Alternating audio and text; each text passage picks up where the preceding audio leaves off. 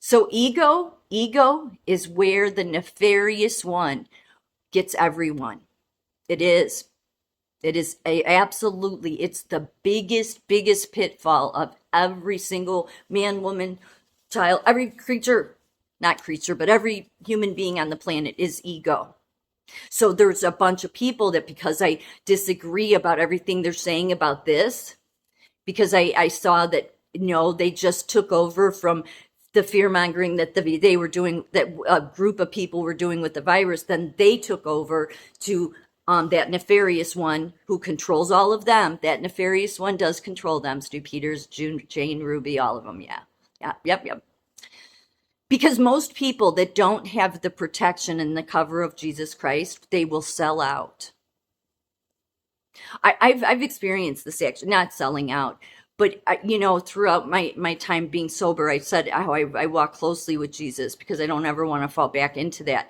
But there's been times that where I've gotten off track and I've gone down some paths that I should have known better. And I don't mean with drinking, but just not really hanging out with the right, being involved with the right people. Let's say that. And so and it's like God's there, and not that I stopped talking, but it's like sort of like there's more of a distance, uh because God does guide us, but when we become determined on our own will, then we often will, it just becomes about our selfish wants. And then what will happen is you'll find yourself, in a bunch of mess, and then praying, please, Jesus, please save me again. I know I messed it up again. I keep messing it up, Jesus. I know. I don't know why you tolerate me. Yeah, that's usually what I say. Um, and immediately Jesus is there because it's like that connection never goes away. It sort of just fades when we're like on a path that we shouldn't be on, and no, we shouldn't be on, I should say. Um, And so Jesus doesn't protect you. You're more likely to get attacked then. You're more likely to have, when Jesus isn't protecting you, you will give in to the tempting of the seven deadly sins. That goes back all the way to the beginning of the creation. Um, Eve was tempted by the serpent. That's all he had to do was tempt her, and then he got her. Tempted by the liquor, and then it gets you. If you're somebody that has a problem with alcohol or drugs, whatever it is, tempts you and knows how to tempt you. It knows where to tempt you. And it knows how to keep you in that temptation. And all the while, it keeps you distant from God. So, when a bunch of people they saw the truth with the virus, okay, that there was something way more going on, that there was they were going overboard with it, let's say, the virus. To then a bunch of people got on this. And all because people think they came awake and they were thinking for themselves, but they weren't. They were just listening to other people still. So that nefarious one, ultimately, call it, you can say, if you go all the way to the families, all the way to the 13 families, ultimately what control the puppet strings, the puppet masters that control them is the wicked. If you believe in the Bible, this should be obvious, right? And that nefarious one, what it's most good at is deception. So what it most thrives on is when people end up getting stuck in their ego. No, I know what's going on with this. Don't you tell me I had this person, I die, and it does. Yet you don't know if that's what it's from. Because you don't step back long enough to think, well, Pfizer is outing itself. So what does that tell you? It should tell you that common sense says they're that desperate to take Trump down. Because all of those people in that camp all turned. And they were never really Trump supporters anyway, right? They usually, many of them, maybe Stu Peters said it, and then he, got on his like high horse of, I can't support Trump. Yeah. But your Jane, there's many of them that they never Kennedy, they don't mention Trump at all. And yet, shouldn't that disgust you because Trump was doing something about trafficking, something the Kennedys never did anything about? Hmm. Yeah. And so they don't want to mention that, or if they mention it, it's only briefly. Yeah, because they don't want you to focus there. They don't. That's how deceptive that nefarious one is. And the way mankind always falls for the trap is it isn't because of staying asleep. It's because even when they wake up, they get stuck in their ego.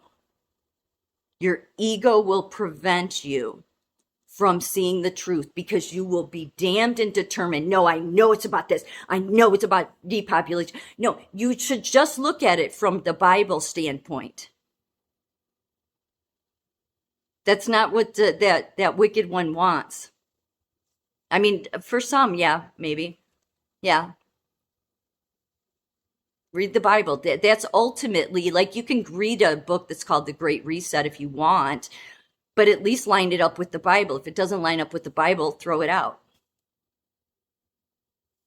Because that deceptive side, that World Economic Forum, the UN, all of those people, there's more of them than there are of you and I. There is, because the Bible says so. So every time you hear somebody say, no, there's more of you, no, there's a whole bunch of people that have a lot of fame and fortune. They're your Glenn Becks, they're your Dave Rubins. There's so many different ones in different cities, locally, whatever it is, politics, media, church, university, and they're all designed. Yes, let's all come together. Yes, let's all come together. Even Hillsdale College is on that. Like I thought they were legit, but they're not. Um, they are all in. They want, because if you look at their backgrounds, they all have really benefited off of us middle class workers. Yeah, they all have, because they've all done their duty to the nefarious one of leading people down the wrong paths, even using the Bible to do it, thinking that the church is what has to come together. No, you just have to come together with Jesus. The churches, they're messed up. They're too far gone. Most of them are, yeah. Because a bunch of them teach about the rapture, which is nonsense. And then you have the Catholic Church, which is the worst one of all. And yet, but people, this is the ego, won't move from that. No, it's my religion. I know it's true. I know that this is how it, no, you do? You're sure that's not your ego speaking? Because that's what that wicked one wants, is your ego to come out. Because that's a false self. It is. It's a false, and it will trap you and get you stuck. And so that's a lot of times why I reply to a lot of the comments I do, is because it's like full of ego. It is. It's full of, I know this lady doesn't know what she's talking about. Why? Because I critically think. I don't just follow. No, I critically think. I'm not a grouper. And I don't think God wanted us to be groupers. Because God knew that if they're groupers, then they're going to end up being led astray by somebody, because that nefarious one controls everything. So somebody will come in, a union, an association, whatever it is, mobsters, gangsters, it doesn't matter. They're all of them are the same. And they will then control the group from within. And then all you have is you have a cult. So you have to not be a grouper. You have to think for yourself. And you have to realize that even all those people that you think care about your cause, no, what they all did was take away from what has been the number one problem in the world since God created it. And that was trafficking. Slavery, going all the way back to Exodus, has been nothing but an ongoing problem. And your science and all those alternative Kennedys, Stu Peters, Jane Rubies, all they did was help deflect you from what the number one thing that God wanted you to see. And that's that slavery's been going on since the beginning, because you're living under the nefarious one's kingdom.